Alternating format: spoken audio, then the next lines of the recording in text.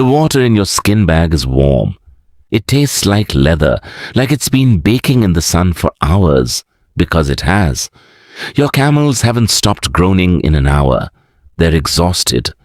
So are you. And somewhere up ahead, in the narrow mountain pass you have no choice but to cross, a rider you passed this morning muttered something you wish you hadn't heard. Bandits. Strapped to the animals beside you is everything you own.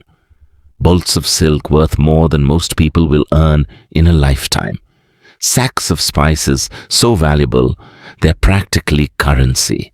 One wrong turn here, one bad storm, one group of armed men waiting in the rocks ahead, and you lose all of it. Maybe your life along with it. This wasn't fiction. This wasn't legend. This is what it actually meant to be a merchant on the Silk Road. Here's a number that should put things in perspective. Over 4,000 miles. That's the distance between the markets of Chang'an in China and the ports of the Mediterranean. The full stretch of what we now call the Silk Road. To put that in context, that's roughly the distance from New York to London and back again. On foot. With camels, through some of the most hostile terrain on the planet. There was no single road, no paved highway, no signposts, no rest stops with clean water waiting for you. The Silk Road was really a tangled web of trade routes stretching across deserts that could kill you with heat by day and freeze you by night, and mountain passes so high and so narrow that a single misstep sent you and your cargo tumbling into nothing. Look at a map of this route, and you'll see the Taklamakan Desert, a name that, according to local legend, roughly translates to "go in and you won't come out." You'll see the Pamir Mountains, nicknamed by ancient travelers as the roof of the world, where the air itself becomes an enemy, thin enough to leave grown men gasping. And even if the land didn't kill you, other people might. Bandits treated these trade routes like an open buffet. Merchants weren't just fighting nature. They were moving targets, carrying visible portable wealth through some of the most lawless stretches of territory in the ancient and medieval world. Entire caravans could vanish. Not metaphorically, actually vanish, swallowed by sandstorms, picked apart by raiders, or simply lost, wandering until the water ran out. So why would anyone do this? Because on the other side of that danger was a fortune. And for centuries, that fortune was worth betting your life on. Without one animal, none of this was possible. Forget the merchants for a second. The real hero of the Silk Road walked on 4 legs, carried up to 500 pounds of cargo, and could go without water for over a week. The camel, specifically the Bactrian camel, the 2-humped variety native to Central Asia, built almost unfairly well for this exact job. Thick fur to survive freezing mountain nights. Wide, padded feet that didn't sink into sand. The ability to close its nostrils completely against choking dust storms. Merchants didn't just use camels. They depended on them completely, the way a sailor depends on his ship. In fact, that's exactly what people called them, ships of the desert. A single caravan could stretch for over 100 camels, loaded, roped together, moving in a slow, deliberate line across landscapes that swallowed everything else in sight. Now, what were they actually carrying? Silk gets all the credit. It's literally in the name of the entire trade route. And yes, Chinese silk was extraordinary, so fine, so mysterious in its production, that for centuries, no one outside of China even knew how it was made. Europeans genuinely believed silk grew on trees. But here's what most people don't realize. Silk wasn't even the most valuable cargo on these routes. Spices were pepper, cinnamon, cloves, ginger. Substances so rare and so in demand in distant markets that they were sometimes worth their weight in gold. literally used as currency in certain regions. A merchant carrying a modest sack of quality spices could be carrying more wealth than an entire wagon of ordinary goods. And then there was the cargo nobody could see: knowledge. Every stop along this route was a collision of cultures. Chinese paper-making techniques flowed west. Central Asian mathematics and astronomy flowed east. Religions spread: Buddhism, Islam, Christianity, all moving along these same dusty paths, carried not by armies, but by traders stopping to rest, to eat, to talk. A merchant on the Silk Road wasn't just selling goods. He was, without ever realizing it, rewriting the world. Here's something the movies never show you. Even the toughest merchants needed a place to sleep. And along the Silk Road, that place had a name: the Caravanserai. Picture a fortress-like inn built specifically to break up the brutal stretches between cities. Thick stone walls, a single guarded entrance wide enough for a loaded camel to pass through, and a wide open courtyard in the center where entire caravans could rest for the night, animals and all. But a caravanserai wasn't just a bed and a roof. It was something far more valuable: information. This is where merchants from completely different corners of the world ended up in the same room.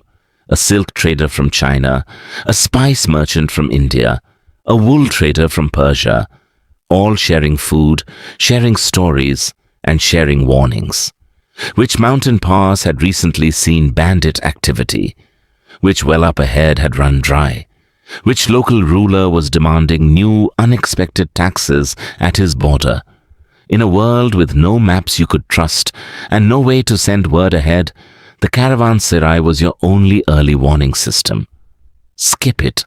Push through the night instead to save time, and you might be walking straight into danger nobody had a chance to warn you about. And here's the part that gets romanticized way too often. None of this was glamorous. This wasn't some elegant adventure through exotic lands. This was back-breaking, mind-numbing, body-wrecking labor. Merchants walked for miles beside their camels rather than riding them to preserve the animal's strength for carrying cargo. They dealt with sunburn, frostbite, dysentery, and exhaustion that never fully lifted, because tomorrow simply meant more of the same. The reward at the end was real, but so was the price paid to get there. Here's the thing about the Silk Road that most people never stop to think about. No single person ever traveled its entire length. Not one merchant walked from Chang'an all the way to Rome. That wasn't how it worked. Instead, goods passed hand to hand, caravan to caravan, city to city, a relay race that stretched across continents and lasted for centuries. A silk merchant in China might never meet the Roman buyer who eventually wore that fabric. But their fates were connected anyway, linked by a chain of strangers who trusted the system enough to keep it moving. And that system was, in every sense that matters, the first version of a globalized economy. Long before ships crossed oceans, long before anyone had ever heard the word globalization, merchants on the Silk Road had already built something remarkably similar. Prices in one region responded to demand in another, thousands of miles away. A drought in Central Asia could raise the cost of goods in European markets. A war blocking one mountain pass could reroute trade for an entire generation. This wasn't a modern invention. It was medieval. And it worked. But the real legacy isn't measured in silk or spices at all. It's measured in what those goods carried with them without anyone intending it. Technologies leapt across continents this way: papermaking, gunpowder, the compass, ideas that would eventually reshape entire civilizations, all moving quietly along the same routes as bolts of fabric and sacks of pepper. Religions spread the same way, not through conquest, but through conversation, carried by traders who simply stopped to rest for the night and ended up changing the beliefs of an entire region without ever intending to. These merchants didn't see themselves as historic figures. They saw themselves as businessmen, trying to survive one dangerous crossing at a time, trying to make it home with a profit. But by doing that, again and again, for centuries, they didn't just move goods across the ancient world. They built the bridge that civilization itself would walk across. Let's go back to that mountain pass from the very beginning of this video, because now that you understand what was actually at stake, the real story hits differently. It's late afternoon. Your caravan, maybe 40 camels, a handful of hired guards, a couple of fellow merchants who joined forces with you back at the last caravanserai for safety in numbers, is strung out along a narrow trail cut into the mountainside. On one side, solid rock. On the other, a drop steep enough that nobody looks down twice. The rider who passed you this morning wasn't just making conversation. He was warning you.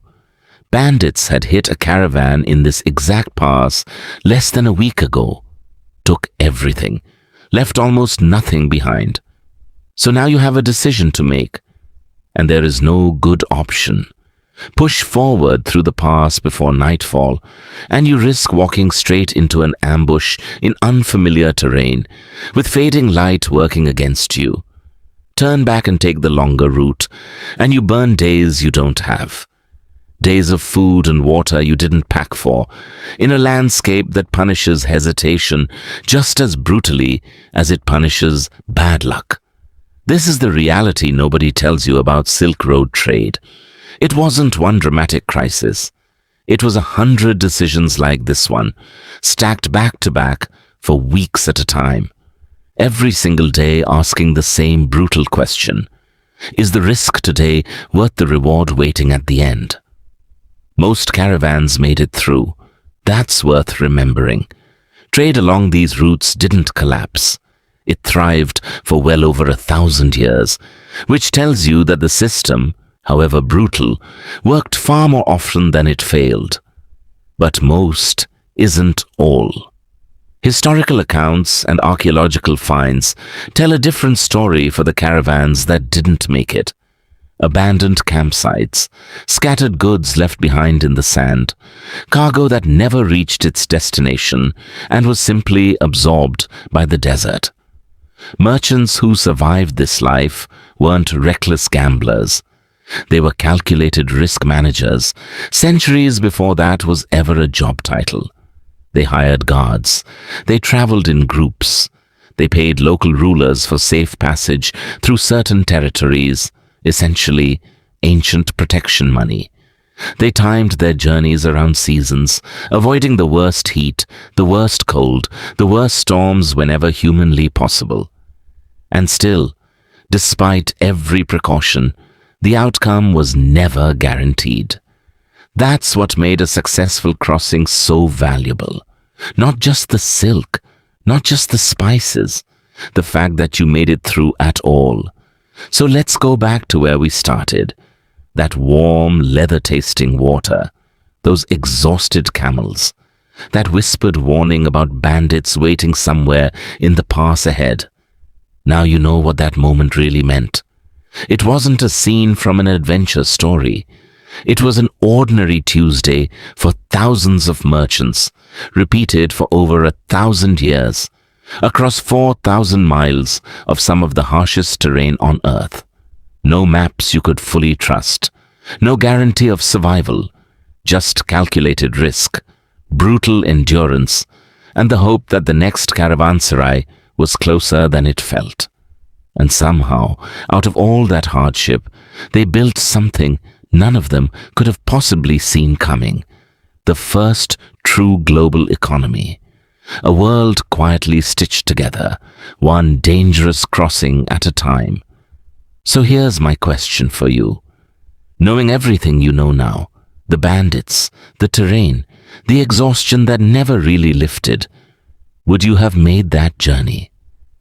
Let me know in the comments if you think you'd have survived a crossing on the Silk Road, or if you'd have stayed home where it was safe.